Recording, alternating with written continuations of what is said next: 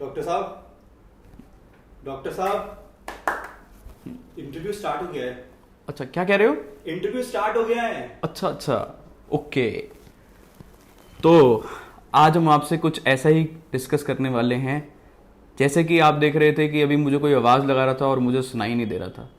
और हम ये चीज़ अपनी डे टू डे लाइफ में बहुत देखते हैं कि लोग सारे दिन कुछ ऐसी डिवाइस कान में लगाए रहते हैं और लाउड म्यूज़िक सुनते रहते हैं।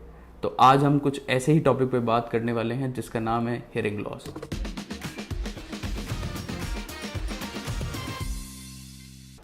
नमस्कार, मेरा नाम डॉक्टर अनुभव वर्मा है।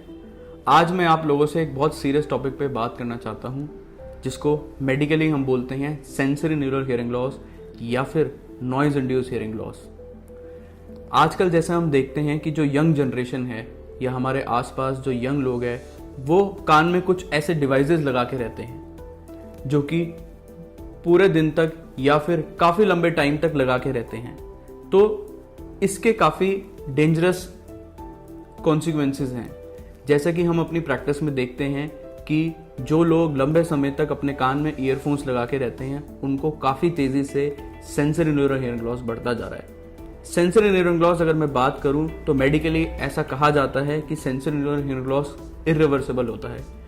कहने का मतलब है अगर एक बार आपको सेंसरी न्यूरल हियरिंग लॉस हो जाए तो उसके ठीक होने के चांसेस बहुत कम होते हैं। तो क्या कारण है इसके होने के? तो जैसे कि हम देखते हैं जो कॉलेज गोइंग स्टूडेंट्स हैं वो ज़्यादातर अपने कान में मेट्रो में ईयरफोन्स लगाए रहते हैं और लाउड म्यूजिक सुनते रहते हैं, या फिर कुछ लोग अपनी गाड़ी में तेज म्यूजिक सिस्टम, तेज बेस वाले सिस्टम लगा के रहते हैं जिसकी वजह से उनको आगे जाके एक बीमारी हो सकती है जिसका नाम है सेंसरी न्यूरल हियरिंग लॉस।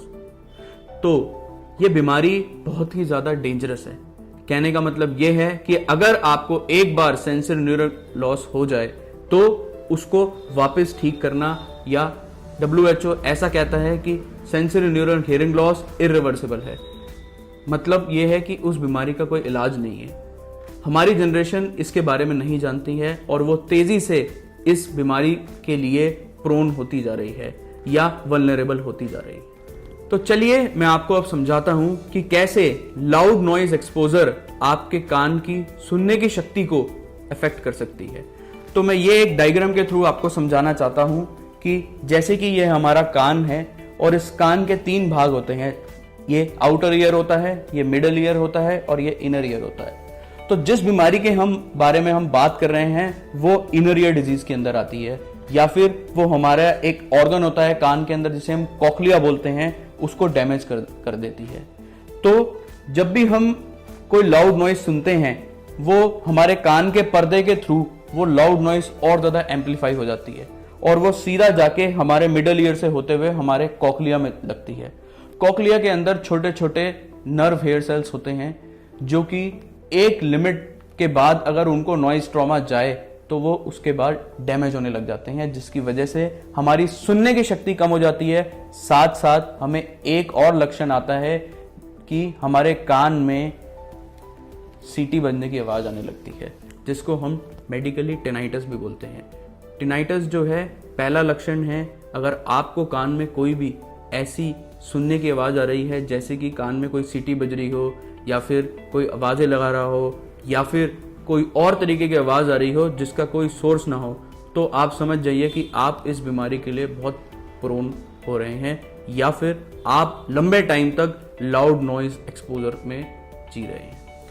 अगर आपकी फैमिली में कोई भी सदस्य इस बीमारी से जूझ रहा है या इस बीमारी का कोई भी लक्षण आ रहा है तो आप सबसे पहले अपने आसपास किसी भी ENT स्पेशलिस्ट को कंसल्ट करें, या फिर इस बीमारी के लिए एक स्पेशल ब्रांच है जिसको हम ऑडियोलॉजी बोलते हैं, तो आप अपने आसपास किसी भी क्वालिफाइड ऑडियोलॉजिस्ट से कंसल्ट करें जो आपको इससे बचे रहने के लिए कुछ प्रिकॉशंस या एडवाइसेस बताएगा। दूसरी चीज़, अगर आपका काम इस तरीके का है कि आप किसी कॉल सेंटर में जॉब करते हैं या आपका ईयरफोन्स लगाना बहुत ज़रूरी है, तो आप उसको एक जो लिमिट हमें WHO ने एडवाइस करी हुई है कि आप 60% of volume for maximum 60 minutes तक कॉन्टिन्यूस यूज़ करें। कहने का मतलब ये है आप उसको लंबे समय तक कॉन्टिन्यूस ईयरफोन्स ना लगा के उसको थोड़े थोड़े पार्ट्स में, जैसे 1 घंटा लगाने के बाद आप कान को थोड़ी देर रेस्ट दीजिए, फिर थोड़ी देर बाद उसे लगाइए।